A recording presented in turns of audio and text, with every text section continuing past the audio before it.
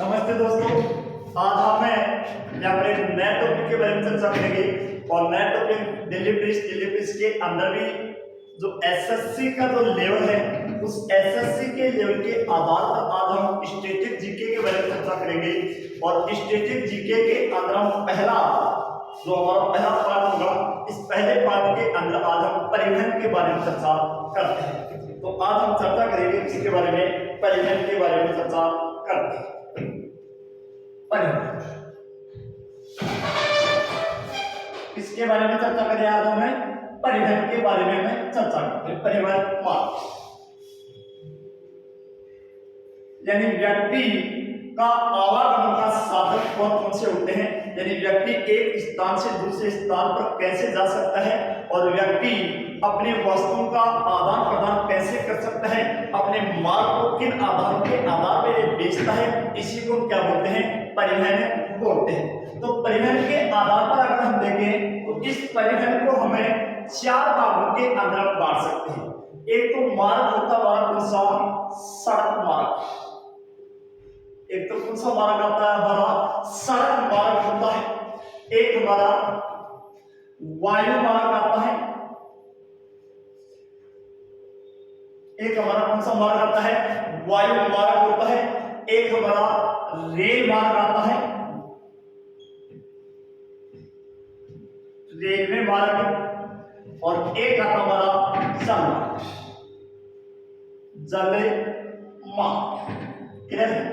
तो अगर हम देखें कि परिवहन हम चार आधारों पर हम परिवहन का आदान प्रदान कर सकते हैं। यानी किसी व्यक्ति एक स्थान से दूसरे स्थान पर जा सकता है, अपने माल को बेच सकते हैं। तो ये कितने साधनों के माध्यम से होता है, तो ये चार साधनों के माध्यम से होता है।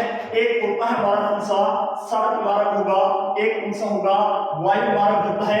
और एक कौन सा होता है, रेलवे मार्ग होता है। और एक कौन सा होता है, जल मार्ग होता है। अगर हम माल की बात करें, किसी वस्तुओं की बात करें, तो ये रेल मार्ग सर्वाधिक व्यापार के लिए सबसे उत्तम मार्ग माना गया है। कौन सा, रेल मार्ग माना जाता है। अगर हम सड़क मार्ग से कितना आदान प्रदान किया जाता है, तो 84% सड़क मार्ग से होता है। 84% किससे होता है, सड़क मार्ग से ही किया जाता है। फिर बाद में 2 नंबर पर आता है, तो वो आता है हमारा रेल मार्ग। और रेल मार्ग कितने प्रतिशत के आधार पर किया जाता है, तो रेल मार्ग से 8% के आधार पर हम व्यापार का आदान प्रदान करते हैं। अगर वायु मार्ग की बात करें, तो वायु मार्ग कितना प्रतिशत होता है, 6% होता है। लेकिन जल मार्ग के अंदर अगर हम देखें, तो जल मार्ग का कम साधन है और ये कितना है, मात्र 2% के आधार पर होता है। तो परिवहन में सर्वाधिक परिवहन किससे होगा, सड़क परिवहन होता है। और ये कितना होता है, 84% सर्वाधिक होता है। तो सर्वाधिक किसके आधार पर किया जाएगा, सड़क मार्ग से किया जाता है।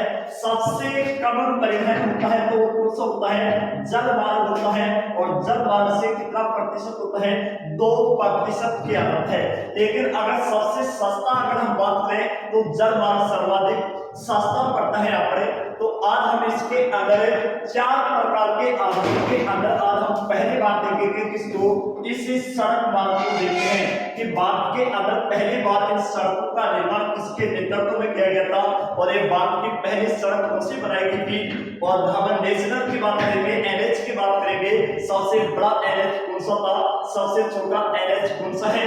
हमारा जो संत चतुर्भुज के अंदर जो 4 शहर जुड़े हैं, उसके बारे में हम चर्चा करते हैं। तो पहले हम देखते हैं सड़क परिवहन के बारे में।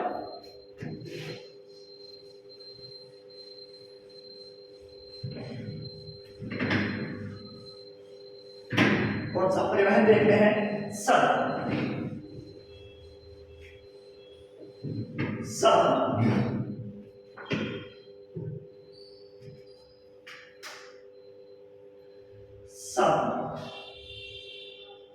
सड़क मार्गों के अंदर देखें, तो आज वर्तमान में बात में सड़कों की लंबाई,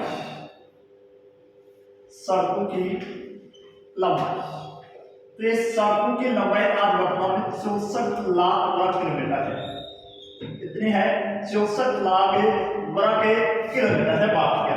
ये निश्चित नहीं है, ये अधिक भी हो सकती है, यहाँ पर कमती यानी अधिक होती रहती है क्योंकि सड़कों का निर्माण होता रहता है। तो ये 64 लाख मार्ग, इस 64 लाख के अंदर एनएच कितने हैं जिसको हम राष्ट्रीय राजमार्ग बोलते हैं, राष्ट्रीय राजमार्ग क्या होता है हमारा एक नेशनल एनएच होता है। तो राष्ट्रीय राजमार्गों के अंदर इसकी लंबाई होती है 1.40 से 1,40,000।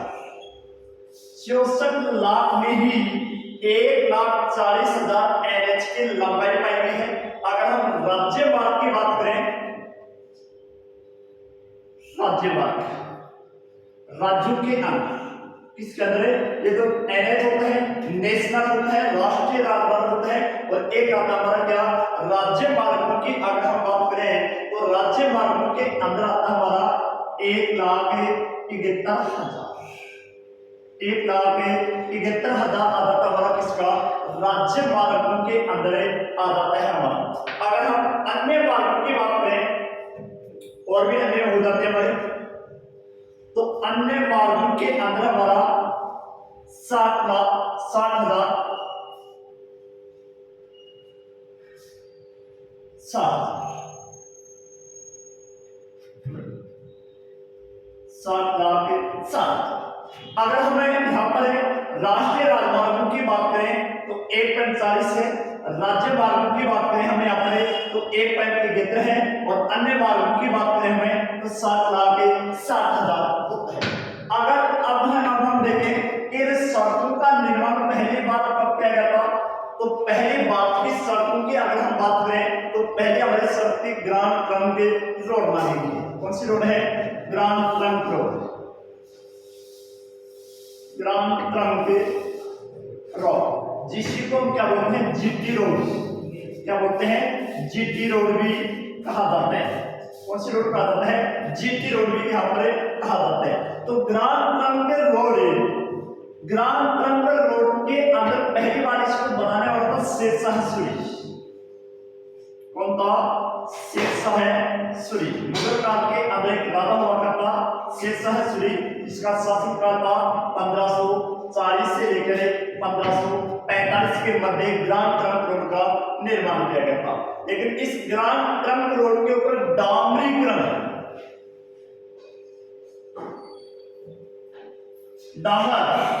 यानी डामरीकरण किया गया था पोकलैंड के द्वारा। इसके द्वारा किया गया था, पोकलैंड के द्वारा किया गया था। तो अगर हमसे पूछ लिया जाए कि ग्रांड ट्रंक रोड का निर्माता कौन है, तो निर्माता कौन था, शेरशाह सूरी था। लेकिन इसके ऊपर डामरीकरण करने वाला कौन था, ये पोकलैंड था। और इसने इसके ऊपर डामरीकरण करवाया था 1839 से लेकर 1842 के मध्य, 1839 से लेकर 1842 के मध्य इसके ऊपर डामरीकरण करवाया गया था। अगर हम देखें कि बात के अंदर सड़कों का घनत्व है,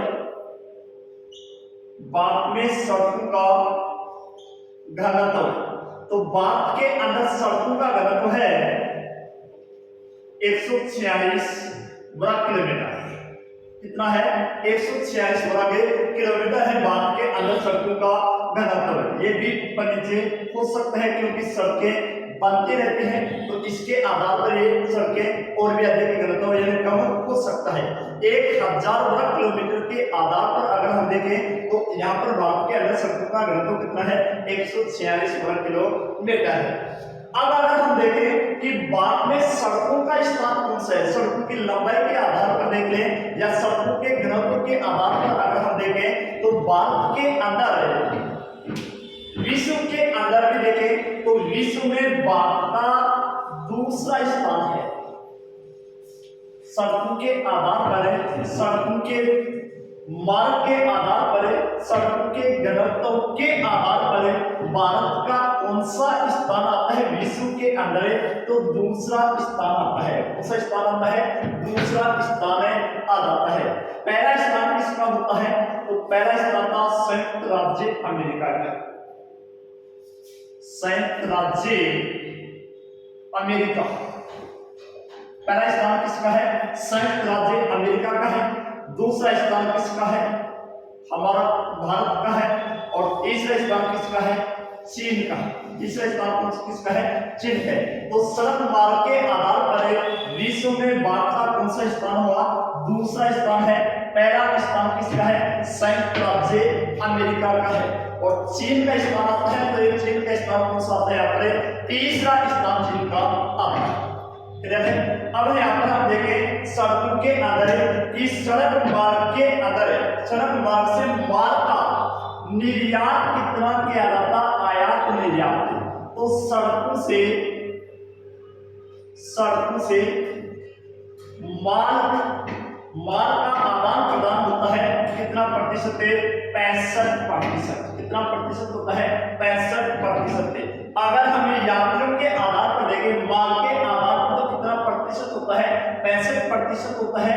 लेकिन यात्रियों के आधार पर इसका हम देखें तो यात्रियों के आधार पर इसका कितना प्रतिशत होता है?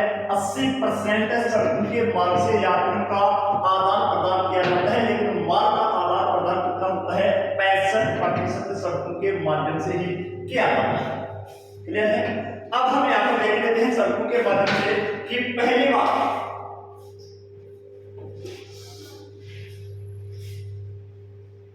सड़कों के अंदर ही सड़कों को नियंत्रण करने के लिए कुछ अधिनियम बनाए गए थे और कुछ यहाँ पर स्थापित भी किए गए थे कुछ क्षेत्रों को यहाँ पर। तो इसके बारे में अगर हम देखें तो राष्ट्रीय राजमार्ग प्राधिकरण अधिनियम, राष्ट्रीय राजमार्ग प्राधिकरण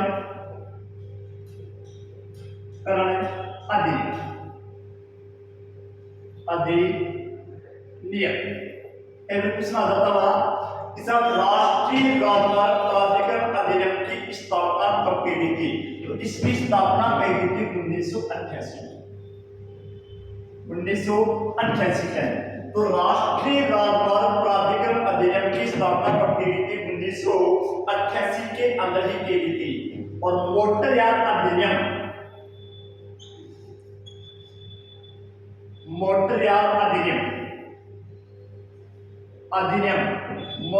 अधिनियम की भी स्थापना कब की गई थी? 1988 के अंदर ही की गई थी। जिसके तहत चालान करते साहब क्या करते जाते हैं? साहब चालान काटे जाते हैं। तो इसी को हम बोलते हैं मोटरयान अधिनियम। कौन सा अधिनियम बोलते हैं?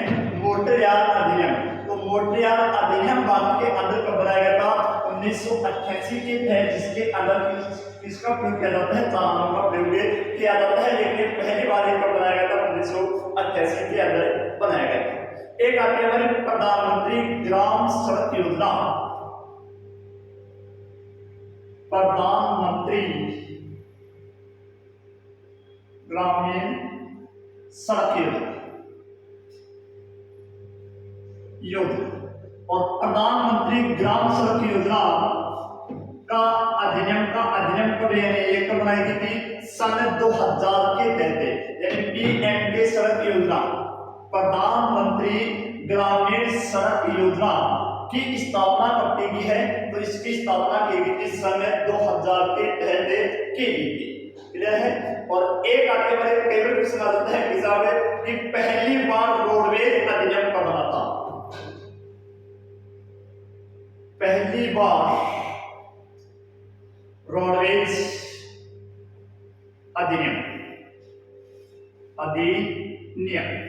तो पहली बार रोडवेज अधिनियम भी बनाया गया था जब स्वतंत्र हुए थे 15 अगस्त 1947। जब हम स्वतंत्र हुए थे 15 अगस्त 1947 को, उसी दिन पहली बार रोडवेज अधिनियम का गठन किया गया था। और ये पहली रोडवेज भी यूपी से ही पहली रोडवेज चलाई गई थी। और ये पहली रोडवेज भी कहां से चलाई गई थी? यूपी से ही, यूपी शहर से चलाई गई थी, अवध बस डिपो से। अवध बस डिपो से कहां से चलाई गई थी? अवध बस डिपो से पहली बार रोडवेज का संचालन किया गया था। और ये पहली बार चली थी लखनऊ से बाराबांकी तक। लखनऊ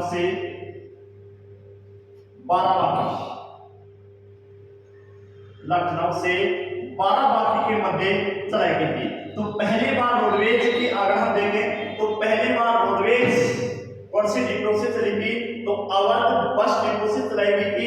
और ये कहां से कहां तक चली थी, तो लखनऊ से 12 बाकी के मध्य पहले रोडवेज यहाँ पर संचालित किया गया था, इसका गठन किया गया। अब देखते हैं सड़क निर्माण यानी सड़क बनाने की कितनी संस्थाएं हैं। तो सड़क बनाने की यहाँ पर पहले हम देखें तो यहाँ पर 2 प्रयोजनों के आधार पर सड़कों का निर्माण किया जाता है। कितने प्रयोजनों के आधार पर? 2 प्रयोजन हैं जिसके आधार पर सड़कों का क्या किया जाता है, निर्माण किया जाता है। और ये 2 प्रयोजन हैं, प्रोजेक्ट पुष्कर और प्रोजेक्ट विकास। प्रोजेक्ट पुष्कर और प्रोजेक्ट पार्क।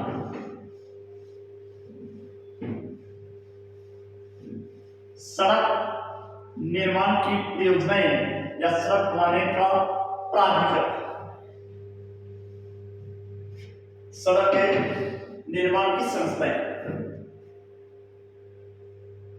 सड़क निर्माण की संस्थाएं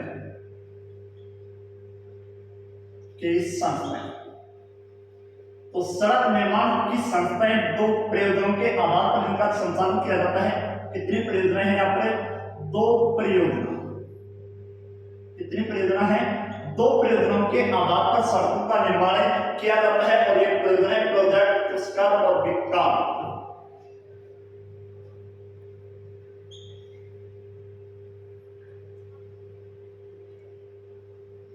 प्रोजेक्ट पुष्कर और एक होती है दूसरी प्रोजेक्ट विकास। क्लियर है? तो यहाँ पर 2 प्रयोजन हैं, प्रोजेक्ट पुष्कर और प्रोजेक्ट विकास। इन दोनों प्रयोजनों के तहत ही क्या किया जाता है, सड़कों का निर्माण किया जाता है। तो सड़क परियोजना यानी सड़क बनाने की परियोजनाएं यहाँ पर 2 परियोजनाएं हैं, एक तो प्रोजेक्ट पुष्कर है और एक कौन सी प्रोजेक्ट पुष्कर। इन 2 प्रयोजनों के आधार पर किसका निर्माण किया जाता है, सड़कों का निर्माण किया जाता है। और ये दोनों परियोजनाएं रक्षा मंत्रालय के अधीन होती हैं। रक्षा मंत्रालय किसके अधीन की जाती है? दोनों परियोजनाएं रक्षा मंत्रालय के अधीन होती है। और इसका रक्षा मंत्रालय का मुख्यालय कहां पर होता है? वो दिल्ली के अंदर इसका मुख्यालय होता है। मुख्यालय कहां पर है? इसका मुख्यालय है दिल्ली में है। और इसका अध्यक्ष की बात करें तो राजीव चौधरी इसका अध्यक्ष है। अध्यक्ष जो राजीव चौधरी। क्लियर है? तो इन 2 प्रयोजनों के आधार पर यहाँ पर सड़कों का निर्माण किया जाता है, प्रोजेक्ट पुष्कर और प्रोजेक्ट पुष्कर के तहत। और ये दोनों प्रोजेक्ट किसके तहत होंगे? रक्षा मंत्रालय के तहत होते हैं। इन रक्षा मंत्रालय इन दोनों प्रयोजनों का मुख्यालय कहां पर होगा? दिल्ली के अंदर ही होता है। और इनका जो वर्तमान अध्यक्ष है, ये वर्तमान अध्यक्ष कौन है? राजीव चौधरी इसका वर्तमान अध्यक्ष है। इन्हीं प्रयोजनों के तहत एक होती है सड़क सीमा सड़क संस्था। कौन सी है? सीमा सड़क संस्था।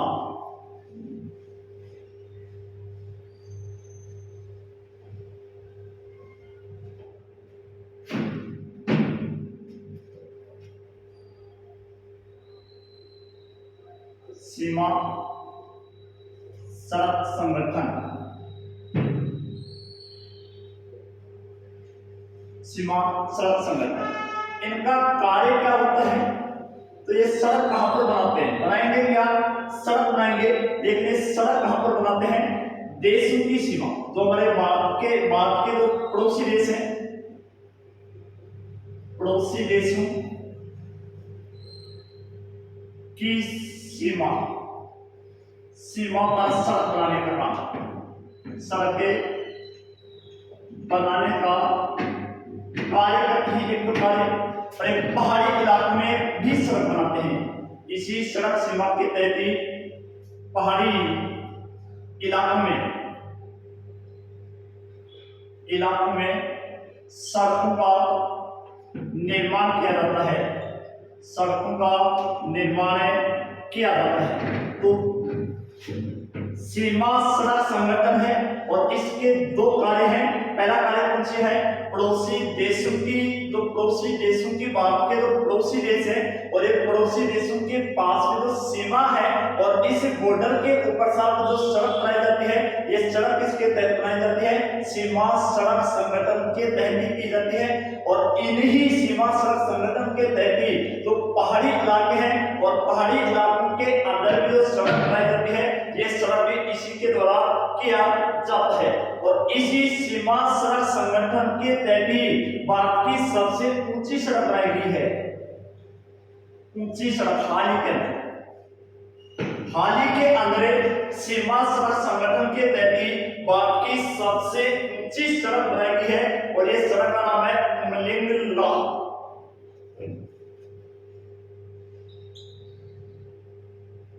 उमलिंग लॉ और ये चीन बॉर्डर पर है। कौन से बॉर्डर पर है? चीन बॉर्डर पर है। और ये कितनी ऊंचाई के ऊपर बनाई गई है? तो 19,024 मीटर की ऊंचाई पर ये बनाई गई है। तो हाल ही के अंदर सीमा सड़क संगठन के तहत सबसे ऊंची सड़क का निर्माण किया गया है और ये सबसे ऊंची सड़क कौन सी है? उमलिंग सड़क की योजना है और इसी के तहत सबसे ऊंची सड़क का निर्माण किया गया। क्लियर है? हम अगले वीडियो के अंदर हम देखेंगे जो भारत के अंदर प्रमुख राष्ट्रीय सड़क संगठन हुआ करते हैं, इसके बारे में हम अगले वीडियो के अंदर देखेंगे। तब तक जय हिंद, जय भारत।